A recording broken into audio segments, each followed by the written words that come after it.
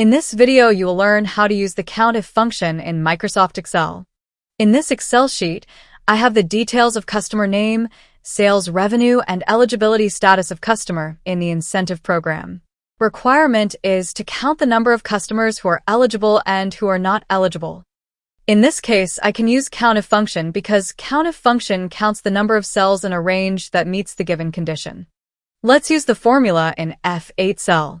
Press equals, type COUNTIF, open parentheses.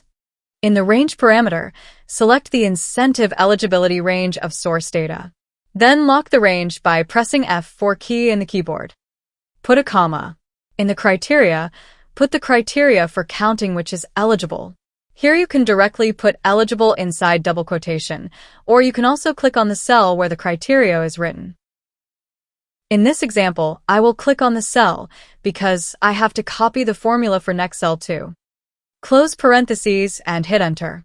Here you see, this is the number of customers who are eligible in the incentive program. Drag the formula for not eligible. Here, you have to take care of one thing when typing the criteria directly in the formula. If the criteria is a text value, enclose it with double quotes. And if the criteria is numeric value or a formula, do not enclose it by double quotes. So, this is how you can use COUNTIF function for conditional counting in Excel. And this function is applicable for a single condition. In case you have multiple conditions for counting, you have to use another function, which is COUNTIFs. So, the next video tutorial will be on the COUNTIFs function. Bye for now. See you in next video.